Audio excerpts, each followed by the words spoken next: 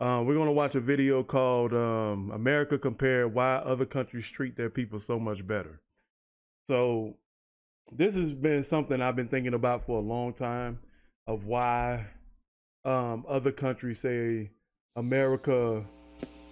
This episode and others like it are made possible. You know, why other countries seem to treat their people better than America. And I like this idea, so we can dive into it and talk about it for a little bit. If you like this kind of content, you know what I'm saying, be free to request it in the description box on a reaction request link. And without further ado, let's get to it. Possible by the generous support of my patrons on Patreon. If you'd like to help me make more content like this, consider becoming a patron at patreon.com/secondthought. I'm going to say something that will probably offend many of my viewers. Let me preface this by saying that I, as an American, include myself in the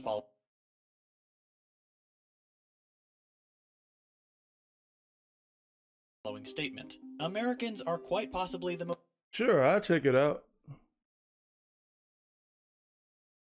All right. most willfully ignorant people on the face of the planet. Said willfully ignorant people on the face of the planet. I want you guys to take note of that.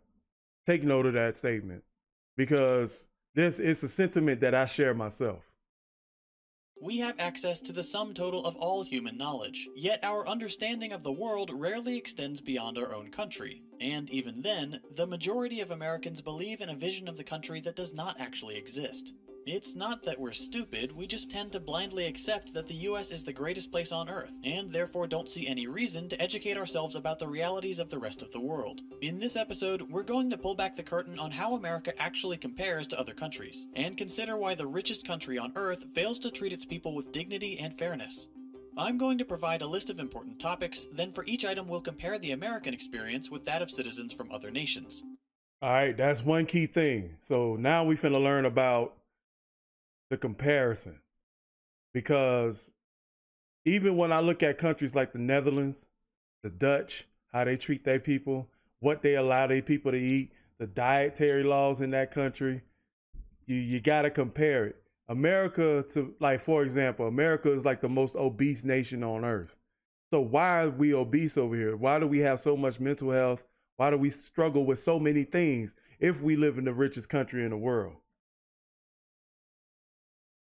Important topics, then for each item we'll compare the American experience with that of citizens from other nations. Hopefully by providing a side-by-side comparison, you'll be able to see the stark contrast between how most Americans see their country and how it really stacks up against the competition. To give you an idea of just how skewed the American perception of our country really is, let's start with a pretty shocking example.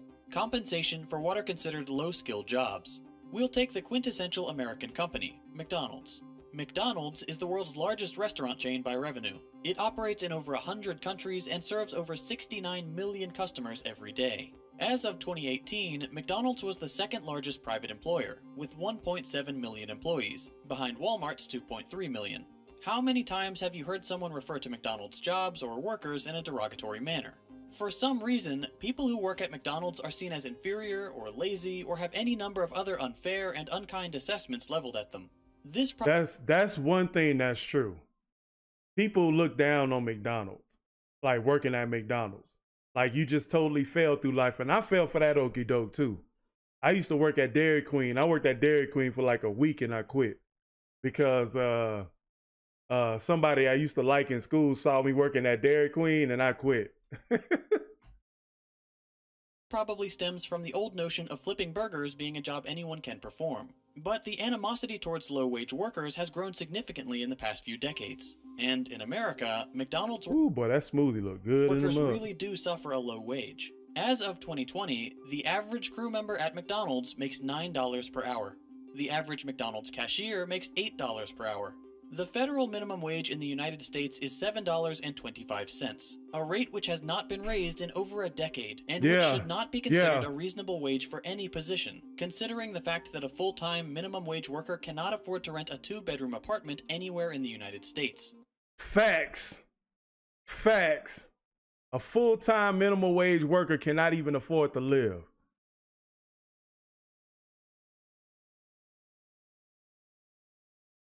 full-time minimum wage worker cannot afford to rent a 2-bedroom apartment anywhere in the United States, and can't afford a 1-bedroom apartment in over 95% of US counties. Now, the all too common response to data like this is something like, well, yeah, it's not a hard job, you should just find a better one. Here's a simple question. Should any job, regardless of technical skill required, pay workers so little that they cannot afford to rent even the smallest place to live? Not to mention other necessities like utilities, food, and medicine. Absolutely not. That is inhumane and cruel, especially coming from the second largest employer in the richest country on the planet. Facts. Other notable objections include, McDonald's has to make a profit. If they pay their workers more, they might go out of business. First of all, if you can't pay your workers a fair wage, your company should not be in business. Right. End of story. But again, McDonald's is not struggling to make ends meet. In 2019, McDonald's raked in $21 billion in revenue. But no matter how obvious the exploitation of low-wage workers, Americans are hell-bent on praising the very companies doing the exploiting. Take this article on Reader's Digest, for example. It's titled, "This is what McDonald's workers really get paid."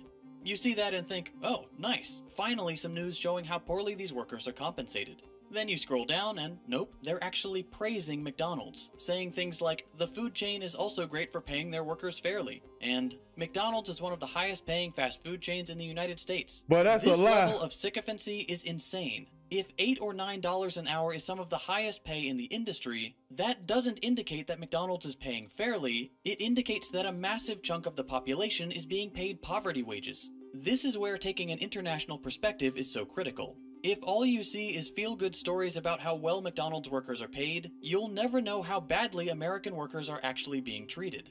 Let's take the same company, the same position, but in a different country. Here's a McDonald's in Denmark. The average McDonald's worker in Denmark, for doing the same low-skill job, makes $22 per hour. No way!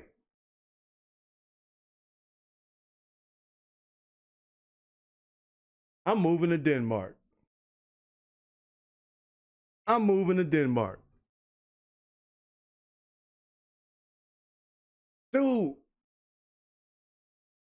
So, I'm going to say this.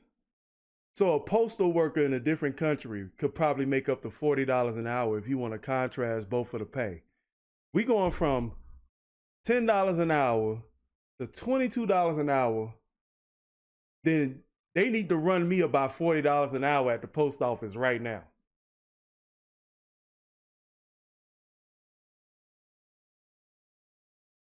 But I understand that. The problem is that it's so expensive to live in this country. And the real estate industry has not really been, the real estate industry has not really been honest about why we are raising property taxes yearly. The fact of the matter is there's such thing as cost of living living wages. McDonald's workers should be able to maintain at least a 1-bedroom apartment, at least. But if you make it so less that you got to get another job just to make ends meet, that's not pretty balanced.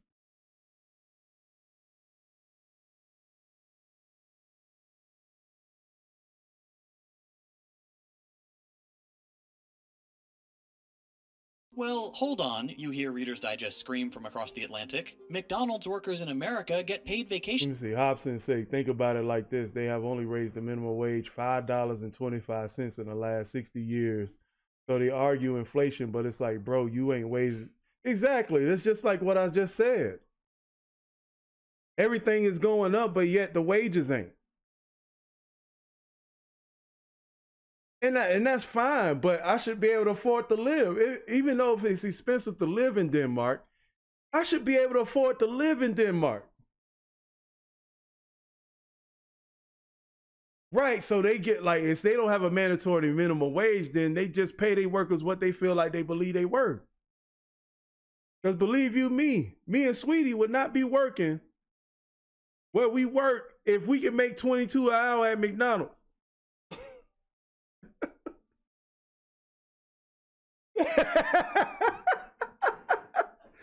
If I can make $22 an hour at McDonald's, Man, I'd be over there flipping burgers and listening to podcasts, bro.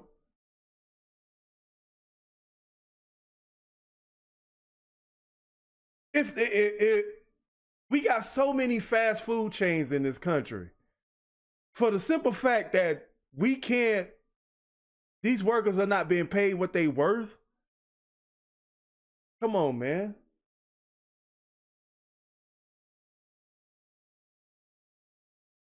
Days after just Hey, what's up, HBR? Welcome to the stream, bro. We here learning. We just here learning. But hey, Amanda, I tell you that though, when I was doing Uber up in Dallas like 3 years ago, they gave I was giving this what was this architect or something. I was giving him a ride to the airport, and he was talking about they plan on at least 10 million people moving to Dallas in the next by 2025. I think it's like 5 to 10 million. So with those Californians coming down here, raising the property taxes because they heard it's cheap to live here. So they raising the property taxes. Now everything is being inflated because you got more people living here. But let's get back to the video. Just a year of work. Wow, enticing. In Denmark, when you're hired at McDonald's, not only are you making nearly 3 times what you would make in an American Mickey D's, you also instantly have access to a full year of paid family leave and a pension. Wow, paid family leave soon as you get hired, paid family leave and a pension. Slaving away for a year to prove your value to the company. You're hired and you're treated fairly. Simple as that. McDonald's can afford to compensate all their workers like this, but they won't, because US laws allow them to exploit American workers to the point where they're basically slaves, earning the bare minimum to survive, paying all of their income and often going into debt just to pay rent, and having no way to escape this vicious cycle because they're working such long hours. This is the case across all of America's low-wage jobs, of which there are many. The plight of the... Because you think about it, you making low wages, that means you got to work longer just to make ends meet. So if I'm making $7 an hour and I'm calculating what's the average shift I have to work to make ends meet, so I gotta make at least $100 a day, and I have to work 6 days a week just to make $1,200 and maybe $9 after taxes. And I'm only making less than $2,000 a month, but I'm working 6 days a week. I'm working 12 hours a day. Now that don't make no sense. The low-wage worker is incredibly dire, and all you have to do to understand that is look at how those same workers are treated in other wealthy countries. Let's move on to another topic, work-life balance. Fair wages are definitely part of this equation. If you're paid fairly, you don't need to work a second job, which will free up your time to be spent elsewhere. But we're going to focus on other metrics, specifically the length of the work week, vacation time, and parental leave. Let's start with the US. Most Americans would say that 40 hours per week is full-time. That seems to be the general consensus. But, in keeping with the country's exploitative labor practices, the hilariously named Fair Labor Standards Act does not actually define what qualifies as full-time. That's left up to the employer. Okay, why does this matter? Well, think of your past part-time jobs. Did you get any benefits? Healthcare, 401k? Probably not. No. Most benefits, when they're offered at all, are reserved for full-time employees. Right. Companies don't want to provide benefits because they affect their bottom line. America is all about cutting costs, and providing workers with fair compensation is a cost. So, imagine you apply for a full-time job at Best Buy. You're offered the job, but they tell you they only have part-time positions, but they can give you almost full-time. They make it sound like they're doing you a favor, offering you more hours than normal part-time. But this is just another example of employers exploiting their workers. If you work 37 hours per week, you're essentially a full-time employee, but they don't have to provide you any sort of benefits. Right. No healthcare, no vacation, nothing. This is a common practice. Companies will hire people, but keep them just below the threshold for full-time to avoid providing fair compensation. I've seen it happen. I used to work at Best Buy and they would do it all the time. And that's just the companies who are still trying to appear generous. Others will simply not offer benefits at all, or set their full-time positions at 50 or 60 hours per week. Sales positions are notorious for this. They'll often say, well, we expect 50 or 60 hours full time? Shoot, man. That's overtime, bro. 50 or 60 hours?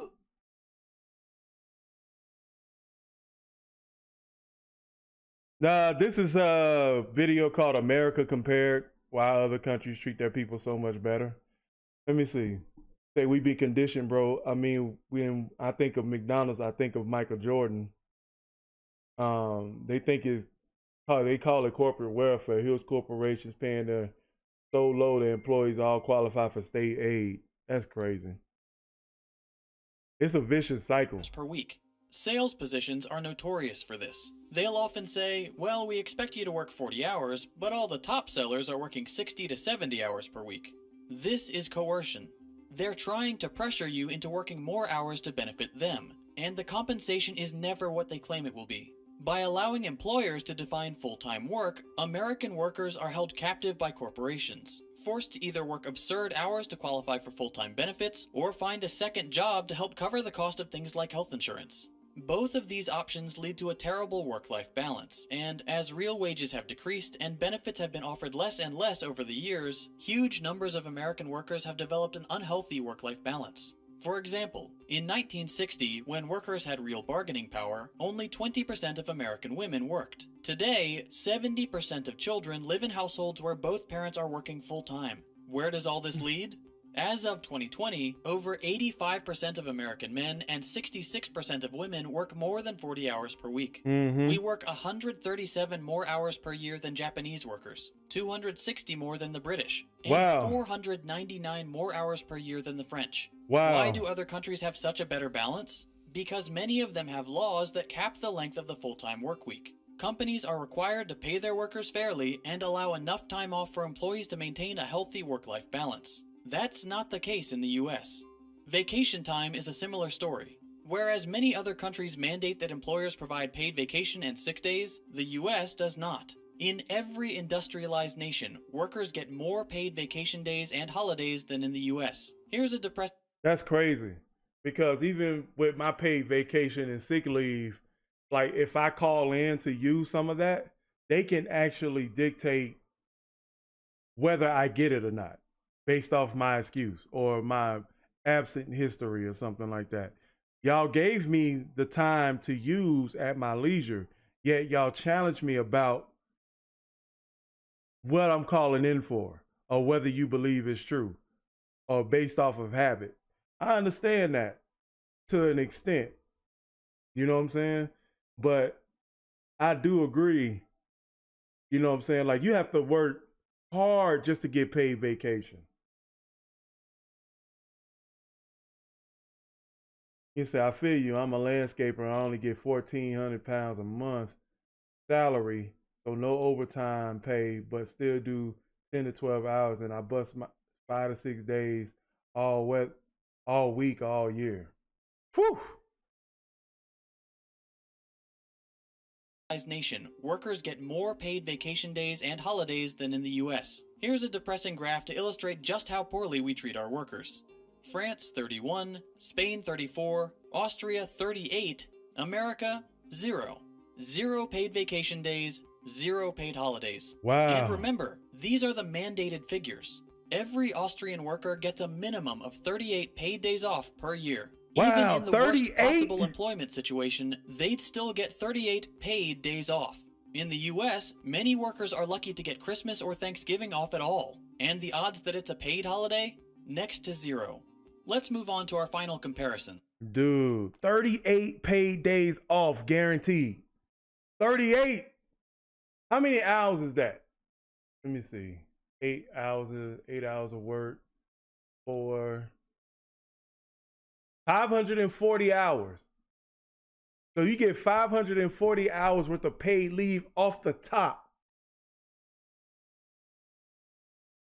Dude, this is why we so stressed out. This is why we so stressed out. Paid parental leave. Many Americans aren't even aware this is a thing, so let me explain. When an employee of a company has a child, sometimes they're offered parental leave, a period of time where they can stay home from work to bond with and take care of their new baby. This greatly benefits the employee, the child, and, in the long run, the company, because the employee will be happier, less stressed, and more loyal to the company. Of course, offering paid parental leave doesn't benefit corporations in the short term. And if there's one thing that encapsulates the American business philosophy, it's short-term gains over all else. So it won't surprise you to learn that the US is the only industrialized nation on the planet that does not mandate some amount of paid parental leave. This may be shocking to my American viewers because being able to get paid to spend time with your newborn child sounds like an impossible dream in our dystopian labor market. And honestly, it probably is impossible in our current America.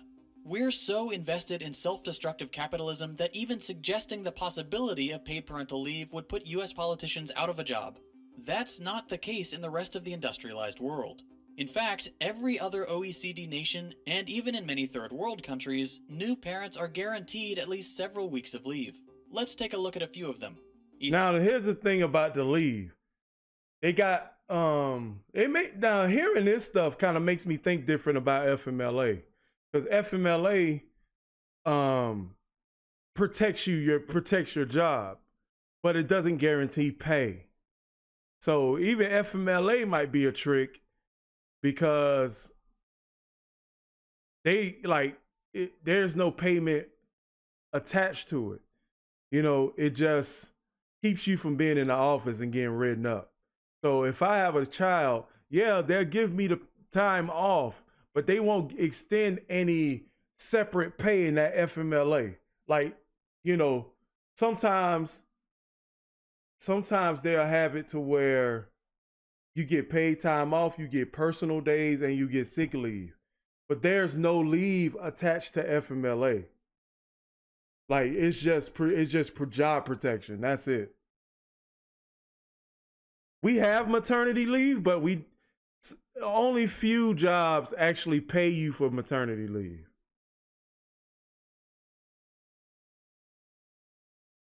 Sweetie, come here. Right. So we watching this video about America compared to why other countries treat their people so much better. All right, come closer. All right, so here's the thing. Other countries, they get paid time off the bat as soon as they get hired. Yeah, at least 38 days a year. Okay. So now, you know, we have like 90 days before you get anything like that. Right. But in other countries, they get that they labor laws are a lot different than here. Okay. You know what I'm saying? They guarantee paid time off. Paid time off. Okay. Now, in the regards to FMLA, FMLA is what? All it does is just job protection. That's it. Yeah. FMLA depends on what falls under the spectrum, like FMLA. Unpaid, paid. Right. Right. Right. So with paid FMLA, it's like what? Disability or something like that. Disability, yeah. So paid FMLA is only linked to disability. So, but there's no such thing as like payment attached to FMLA. No, it's just because I mean, a lot of people would figure you would put payment under FMLA, but in other countries they do. Really? Yeah. But we don't do it here in the US? Man, we don't do a lot here. I mean, you seen how I've been in here talking about $22 an hour for McDonald's in other countries. I was like, I need to go move to Denmark. What country is it? This is just him talking. These are just like B-rolling clips. So. Oh, he tried. Ethiopia, a country with an annual gross national income of under $900 per person, offers 90 days of leave with 100% pay. Madagascar, what? 14 weeks. In Ethiopia, they give you 90 days of paid leave. 100%. Afghanistan, 90 days. Denmark, 52 weeks. Norway, 56 weeks. France, 16 weeks at 100% pay for your first child, up to 26 weeks for your third, on top of 104 unpaid weeks. Lithuania, 52 weeks at 100%, plus an additional 52 weeks at 80%. What? Again, the United States does not. Denmark, 52 weeks. Norway, 50. Hold up. We taking the whole. We taking this. We taking this all back. Politicians out of a job. That's not the case in the rest of the industrialized world. In fact, every other OECD nation, and even in many third world countries, new parents are guaranteed at least several weeks of leave. Let's take a look at a few of them. Ethiopia, a country with an annual gross national income of under $900 per person, offers 90 days of leave with 100% pay. Madagascar, 14 weeks at 100%. Afghanistan, 90 days. Denmark, 52 weeks. Norway, 56 weeks. That's a whole France, year. 16 weeks at 100% pay for your first child, up to 26 weeks for your third, on top of 104 unpaid weeks. Lithuania, 52 weeks at 100%, plus an additional 52 weeks at 80%. Wait a minute, that's Lithuania. You get a whole year off when you have a baby. A whole year off. That's Lithuania? We need to go to Lithuania. Lithuania, 52 weeks at 100%, plus an additional 50. And then you get an additional year with 80% pay. So you could be out for 2 years when you have a baby. Am I understanding this? 2 weeks at 80%. Again, the United States does not mandate a single day of paid parental leave, even for the mother, and the father is never considered. This means that workers in America have to choose to either pay the exorbitant cost of childcare or have one parent quit their job in order to take care of the child. These are both bad options, which often lead to economic precarity. But that doesn't matter to the companies employing American workers. Profit is the only thing that matters. Hopefully, seeing these labor practices compared like this has made it clear that not only is the US not living up to its claim to being the greatest nation on earth, but also that it consistently ranks poorly and often dead last in terms of labor metrics. Why is it that the wealthiest, most powerful nation on earth can't pay their workers a fair wage, or provide healthcare, vacation time, or paid parental leave? You should realize by now that it's not that they can't, it's that they won't. Everything in America is beholden to the almighty dollar. Profit is the only motivator. If an action does not produce a greater profit, it will not be considered. Over the last few decades, Americans have watched as our livelihoods, our quality of life, and our dignity have all been stripped away by those who already make obscene amounts of money. Those in power say we're all in this together, but that couldn't be further from the truth. The ultra-wealthy... Hey, just to make a racial correlation, hey, them ain't black hands doing the handshaking, is it?